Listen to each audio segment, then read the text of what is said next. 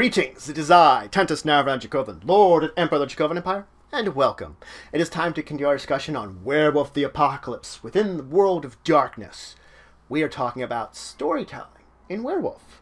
Let's dive deeper into that. It is an important goal for, of course, everyone in your group to have fun, both you as the storyteller and your players. But there will be goals that will exist other than just having fun within the portion of the game, and those goals are going to be driving points of the story. That will be just as important as any themes you have, the goal that they're aiming for. Now you're going to have to tell the story. This is important, that the giving of the story to your players, to explaining it to your players, to tell it in such a way to give your players into it. Bad storytelling can be a drawback for people. It can break them out of the story. The point is that your storytelling should help integrate your players into the story, should help them feel like it's part of it, and allow them to dive into it and act their own ways within the story. Players can be difficult to deal with. You never know when someone might have something they want to do differently, and the way that they're integrating themselves in the story, that's going to be tough. Getting them to fit along the same mood, theme, goal as the rest of the players, integrating everyone in. You could have a player that wants to dominate more than anything, who is dominating more than anything the story that's going on. Don't reward them. You want to not dissuade them directly, but do things that don't reward them. Make sure that you give equal time to everyone else, to new players, to quieter players. This isn't to say your story couldn't be dominated by the story of one of your players in particular, something going on with them that dominates it. But you want to give every player equal time within this storyline. You don't want to neglect anybody. Every player and their characters are going to have different motivations, and it's up to you to figure out what those motivations are and balance them out accordingly. Figure out what they want out of the game, what they want in the game, and therefore put it together in such a way that they are motivated to join with the story. It will be important to maintain your mood throughout the storyline. This doesn't say that players can't break the mood. This is a problem, technically. You don't want players to break the mood. They will if they get an opportunity. People like to joke, to be silly, and if you're not having that type of game, well then the mood will be broken to a degree. That's going to be a problem that you don't necessarily want to chastise players. What you should do is you should start that mood early off and reinforce it repeatedly throughout there. The more you take the mood, the more that you enforce this mood, the more players are going to be following it, the more they're going to be diving into it themselves and follow along with you. Now, it's important to know the rules of the system. This isn't to say that you shouldn't be ready to improvise something if need be. If you're not familiar with something completely, make a ruling on it that would be appropriate. Make sure that ruling is fair. There are points and times where you even might have to make up a rule if one doesn't exist within the rules regardless. Knowing the rules mitigates many of these factors. If you know the rules, if something happens, that there's a minor complaint, you have an idea of where to act next within it. You have an idea of what to do in order to fix this, even if you haven't memorized them. Same can be said when you're improvising those rules. You have an idea. Once you've committed to something, stay with it. Consistency can help. Now, if you made a sudden ruling in the middle of it and later checked the rules and saw that was a large change from it, and you felt it was appropriate to change back, let the players know that I made a mistake in this ruling. I'm doing it this way. It's becoming consistent, though, and letting them know if you feel like you made a mistake in the rules, because you don't want to slow things down by necessarily referencing things a lot. You should be able to make decisions on the fly that will be able to allow it to continue. And again, you can then go back over and see where you may have made mistakes and either keep with those mistakes or correct them in the next one.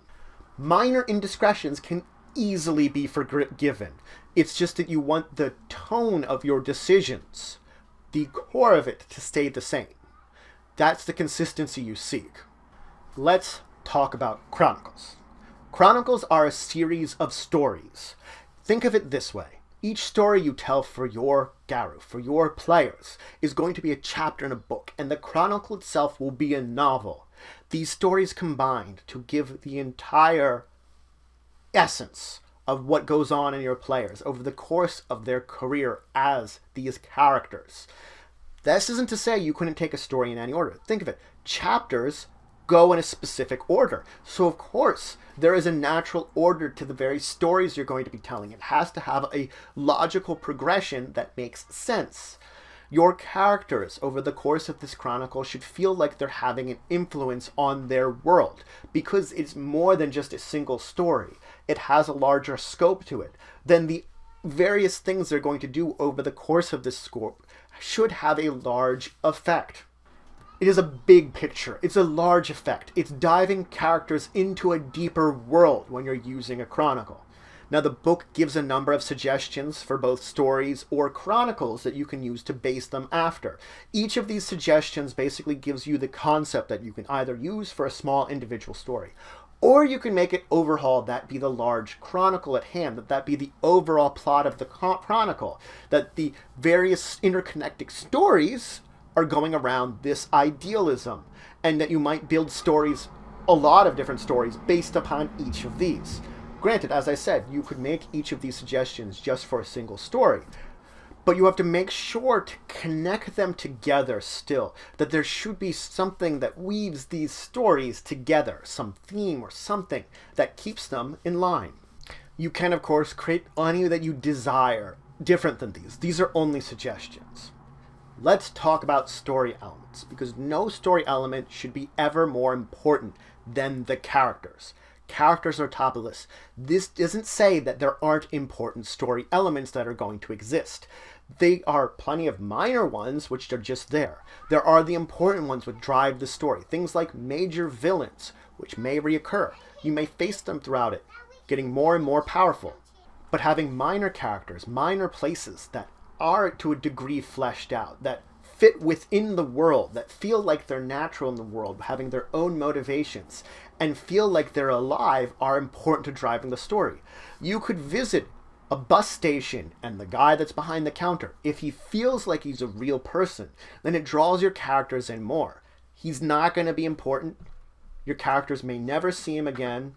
It will just be that your players are going to feel like the world is real within connection to them. So building this complex web of both important and unimportant elements are going to be important to building out your world. That still, players are more important. But an antagonist might be something great to design, something that the characters go against. Maybe not a villain. There can be just antagonists that they go against, which, again, they could be a villain, something terrible, doing something bad. It could just be someone that has goals that are opposed to your character's goals, and therefore they go at heads. You could have other supernatural creatures, other things which end up being antagonists to your players, more than something like a black spiral dancer that could be a powerful villain against them. So you can see, you can build these elements in very powerfully. You can make very powerful characters that your players are going to interact with, ones that have interesting histories, interesting builds. But everything should have an essence of life to it. But never be more important than the players themselves, because the players are the center of this story that you're building with all these elements. So that's it for today. I talked some more about storytelling.